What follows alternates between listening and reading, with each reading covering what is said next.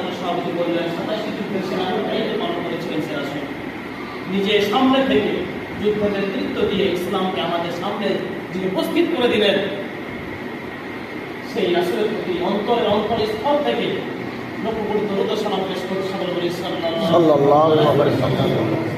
সম্মানিত উপস্থিতি, আজকের এই প্রোগ্রামে উপস্থিত 4 নম্বর ওয়ার্ডের সম্মানিত সভাপতি, উপস্থিত সকল পর্যায়ের কর্মীবৃন্দ, সকলকে আন্তরিক সালাম, আসসালামু আলাইকুম ওয়া রাহমাতুল্লাহি ওয়া বারাকাতুহু। আলোচনা অনেক হয়েছে, আলোচনা দীর্ঘায়িত করব না, সংক্ষেপে কিছু কথা বলি, আমার বক্তব্য শেষ করব ইনশাআল্লাহ।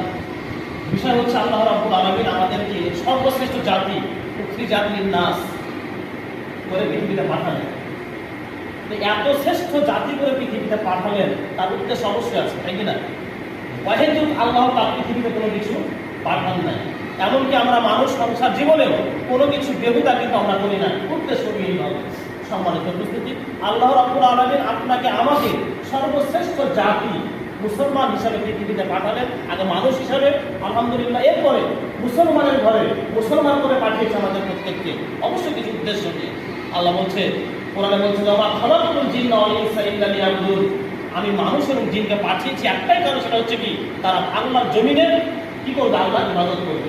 সম্মানিত উপস্থিতি, জমিটা হচ্ছে কার? আল্লাহ তাআলা। সংগ্রাম চলবে, রাজত্ব চলবে কার? আল্লাহ তাআলা। আর এই পরিবেশকে সামনে নিয়ে বাংলাদেশ জামাত ইসলাম কাজ করে যাচ্ছে, উদ্দেশ্য একটাই, আল্লাহর জমিনে আল্লাহর দিন প্রতিষ্ঠা করা। সম্মানিত উপস্থিতি, আল্লাহ রাব্বুল আলামিন যুগে যুগে নবী রাসূলকে পাঠিয়েছেন একটাই কারণে, আল্লাহর জমিনে দিন প্রতিষ্ঠা করার জন্য। আজকে বাংলাদেশ জামাত ইসলাম এই কাজটি করে যাচ্ছে। আমাদের যে বিষয় সেটা হচ্ছে যে আমরা মুসলমান হিসাবে আমরা নামাজ পড়ি, রোজা করি, কোরআন শরীফও পড়ি আমরা, এবং কোরআন অনুযায়ী আমরা সমাজকে চালানোর চেষ্টা করি।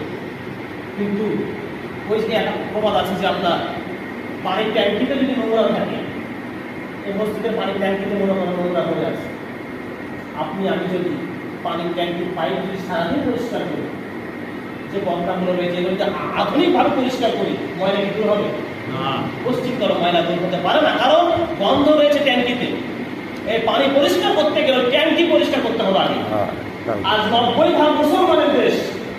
একটু চিন্তা করে দেখুন, আমরা মুসলমান, দলমত আলাদা হতে পারে, কিন্তু রক্তে মুসলমান। আমরা রাসূলের কে আমরা শ্রেষ্ঠ রাসূল বলে মেনেছি। ঈদে মিলাদুন নবীতে রাসূলের নামে আমরা সিন্নিগুলো খাচ্ছি, আর রাসূলের জন্য জীবন দিতে প্রস্তুত, কোরআনের জন্য জীবন দিতে প্রস্তুত। অথচ 90% মুসলমানের দেশে কোরআন সংবিধান হবে, এই জায়গাতে মতপার্থক্য রয়েছে। সম্মানিত উপস্থিতি, অতএব বাংলাদেশ জামাত ইসলামী